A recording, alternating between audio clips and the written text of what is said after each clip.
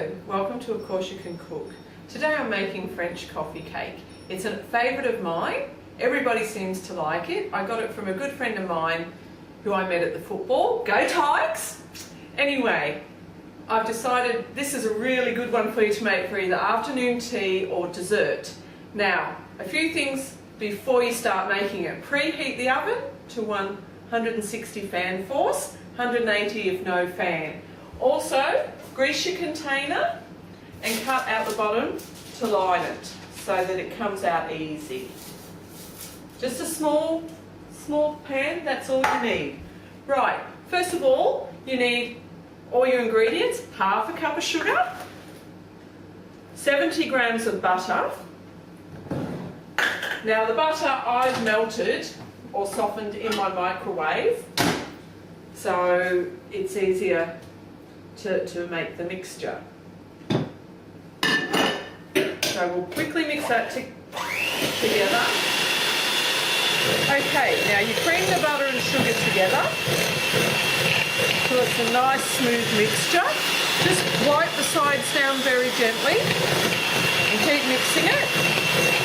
I don't have a mix master, I've just got my old Sunbeam hand beaters, that's all I ever use. And if you have a mix master, it would probably be easier. But the whole idea of this show is to show you that it is easy to cook, you don't need all the good products.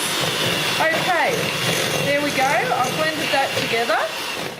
So we're started with half a cup of sugar, 70 grams of softened butter and 1 egg. Mix it all together. Wiping down the sides. Very easy. Just make it into a soft mixture. Speed it up a little bit. Now I prefer ceramic bowls. This is an old one I bought in England for a couple of pounds.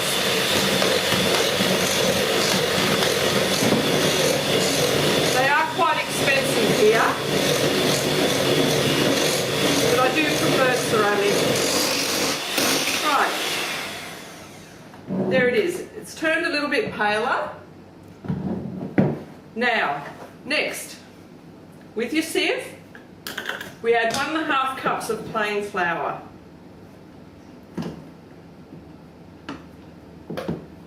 And baking powder, 2 teaspoons of baking powder.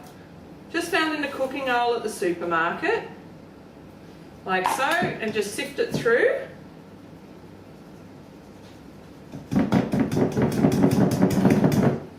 Then, all you do is add half a cup of milk.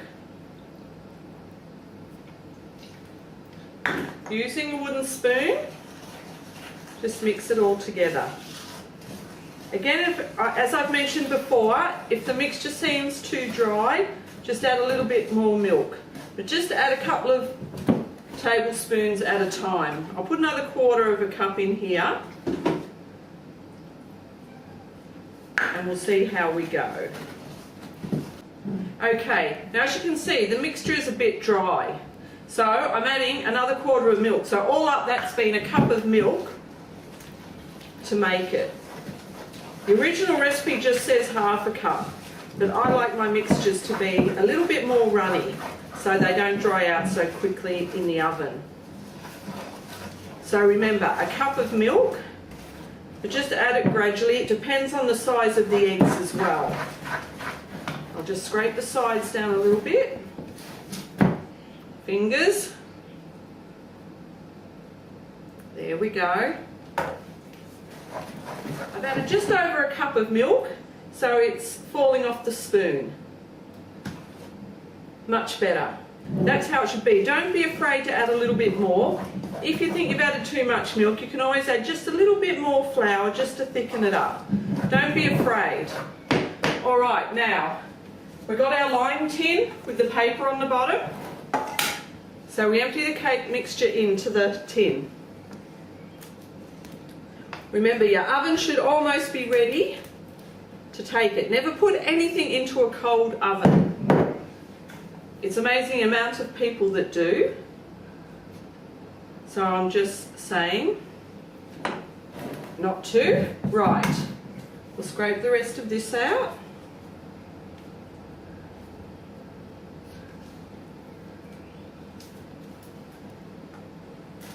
Just spread it over the bottom. Let me get all this out.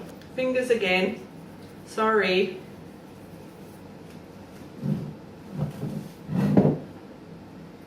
All right. There we go. It's all in the tin now.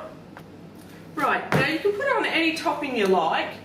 One of the most popular ones is cinnamon and sugar. I sometimes slice apple and sprinkle cinnamon and sugar on top, but the favourite seems to be, at the moment, and the one that was originally on the recipe, is some brown sugar. Brown sugar and walnuts. So you just get a little bit of brown sugar and sprinkle it on the top. Let's see, just a touch more. See, I've sprinkled it on the top, and then just some walnuts. Just pop them on. Anyway, nothing fancy. You're going to love it no matter how you decorate it.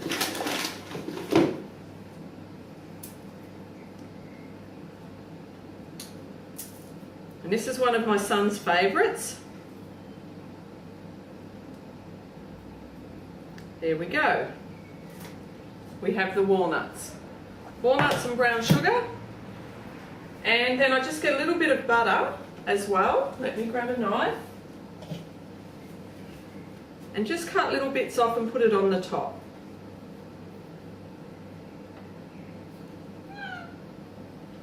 Just adds a little bit more moisture to the cake and has a lovely effect later on when it's cooked. And I think that's it. There we go. Now we pop it into the oven for about 45 minutes, sometimes to an hour. Remember, when you take something out of the oven, it keeps cooking in the hot container. So you don't want to overcook it in the oven, just so when you touch it, it just gently sinks and comes back up. So I'll pop it in the oven. Okay, now it's been 45 minutes, so I'm going to check my cake. And here we go. When I touch, it doesn't sink. And that's all you need to do. As I said, do not overcook the cake, because while it's in a hot container, it is still cooking. So there we go, we have the cake. Now we have to wait for it to cool down before we take it out. But I'll show you again, and that's what it looks like. Don't have to ice it, not do anything. All you need to do is let it cool a bit, cut it up, and then serve it with cream or ice cream or custard to your family. Okay, now to get the cake out, just run your knife around the edge of the tin to loosen it. Remember, we lined it at the bottom, so we don't have to worry about it sticking to the bottom.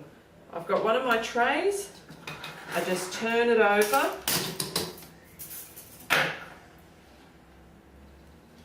And lift. There we go. Pull the paper off very gently because the cake is still warm. Because we don't want to rub all the sugar and the walnuts off. So there we go. We have it there. And it's all ready for you to cut.